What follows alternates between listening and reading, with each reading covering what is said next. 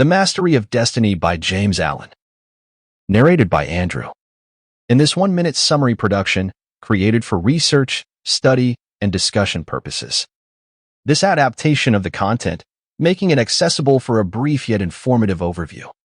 The intention is to provide efficient resource for those looking to engage with the ideas presented in James Allen work. Chapter 10. The Joy of Accomplishment. Joy is always the accompaniment of a task successfully accomplished. An undertaking completed, or a piece of work done, always brings rest and satisfaction. When a man has done his duty, he is light-hearted and happy, says Emerson. And no matter how insignificant the task may appear, the doing of it faithfully and with wholesale energy always results in cheerfulness and peace of mind. Of all miserable men, the shirker is the most miserable. Thinking to find ease and happiness in avoiding difficult duties and necessary tasks, which require the expenditure of labor and exertion, his mind is always uneasy and disturbed. He becomes burdened with an inward sense of shame and forfeits manliness and self-respect. He who will not work according to his faculty, let him perish according to his necessity, says Carlyle. And it is a moral law that the man who avoids duty and does not work to the full extent of his capacity does actually perish, first in his character and last in his body and circumstances. Life and action are synonymous, and immediately a man tries to escape exertion, either physical or mental, he has commenced to decay. On the other hand, the energetic increase in life by the full exercise of their powers, by overcoming difficulties, and by bringing to completion tasks which coiled for the strenuous use of mind or muscle.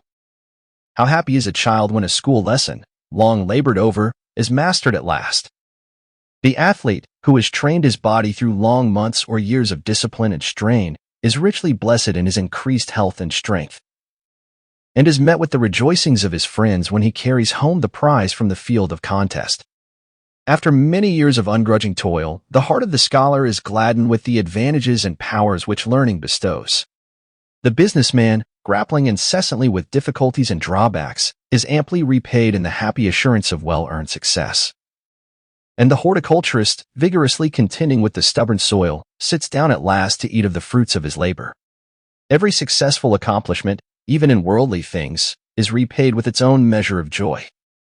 And in spiritual things, the joy which supervenes upon the perfection of purpose is sure, deep, and abiding. Great is the heartfelt joy when, after innumerable and apparently unsuccessful attempts, some ingrained fault of character is at last cast out to trouble its erstwhile victim and the world no more.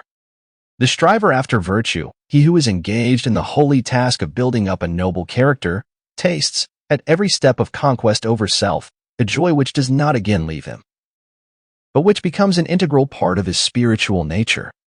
All life is a struggle, both without and within there are conditions against which man must contend. His very existence is a series of efforts and accomplishments. And his right to remain among men as a useful unit of humanity depends upon the measure of his capacity for wrestling successfully with the elements of nature without, or with the enemies of virtue and truth within.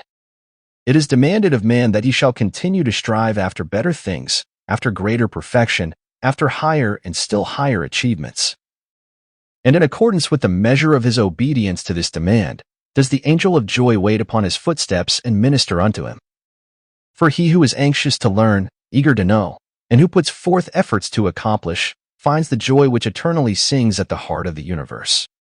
First in little things, then in greater, and then in greater still, must man strive, until at last be as prepared to make the supreme effort, and strive for the accomplishment of truth, succeeding in which, he will realize the eternal joy. The price of life is effort. The acme of effort is accomplishment. The reward of accomplishment is joy. Blessed is the man who strives against his own selfishness. He will taste in its fullness the joy of accomplishment. For more audiobook like this, hit the subscribe button and click on the notification bell so you get notified when we post a new audiobook. Thanks for listening.